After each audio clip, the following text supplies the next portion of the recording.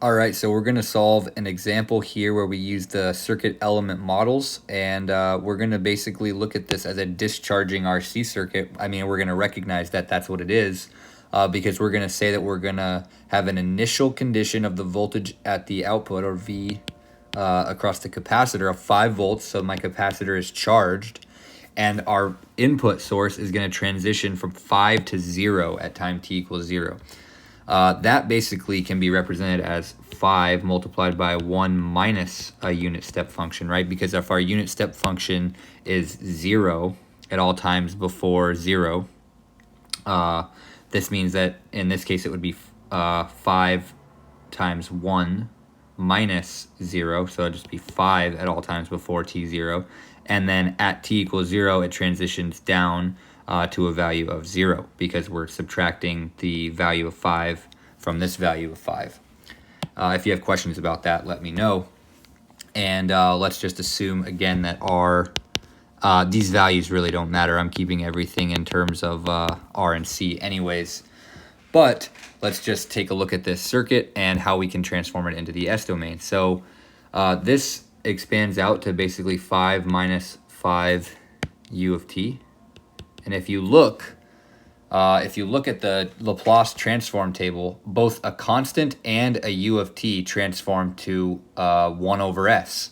So that means that input source transforms to a source that is 5 over s minus 5 over s. Well, that's weird. It's just 0.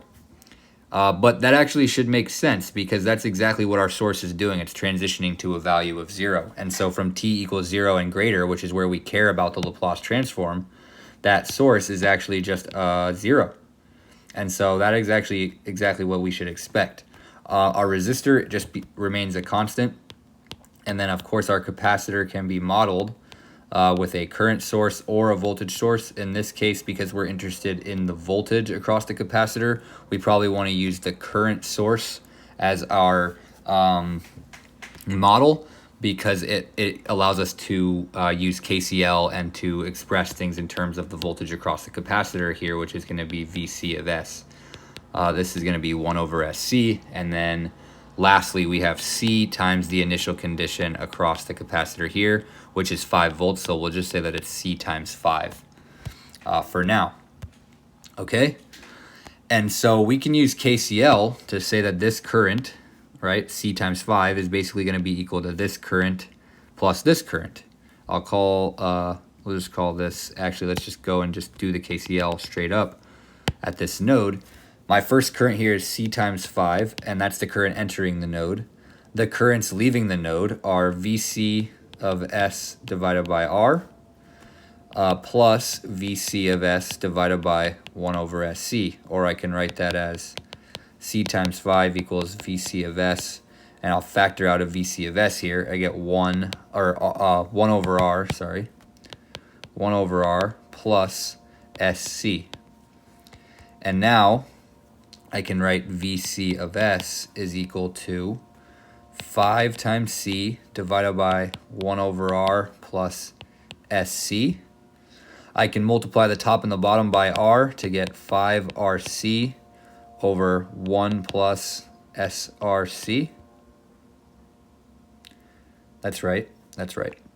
And then I can divide the top and the bottom. I feel like I made a mistake here, but maybe not. Let's just make sure that I didn't. So I multiplied top and bottom by R. That looks good. Yeah, I think the last thing I have to do here is just divide the top and the bottom by RC. And so then that would give me 5 divided by S plus 1 over RC. Yeah, that's right. And so now I have this expression, VC of S is equal to 5 over S plus 1 over RC. And this should be very straightforward to express now in the time domain. If you remember, if you don't remember, I'll go grab it for us again. We've used it time and time again, but this is the transform pair that we want. So I'll just grab it. Let's go back to this example here.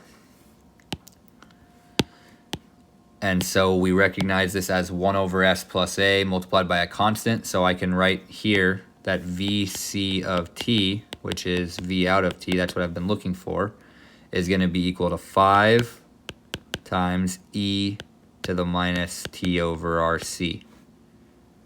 And that's exactly what we should expect. Oh, multiplied by u of t. But that's equivalent to saying V out of t is equal to 5 times e to the minus t over RC for values t greater than or equal to 0. All right, and so that is our expression for a discharging RC circuit. That's exactly what we should expect to see at the output, right? This transitions from 5 to 0. This starts at 5 initially. Voltage can't change instantaneously, so it bleeds off as a decaying exponential, and that's exactly what this behavior describes. Okay, so that is our discharging RC example using S-domain models of the capacitor with an initial condition. We'll do one more example where we solve a problem using initial conditions for an inductor, and we will be completely finished with 221. All right, so let's just end this video, and we'll see you guys for one final example problem.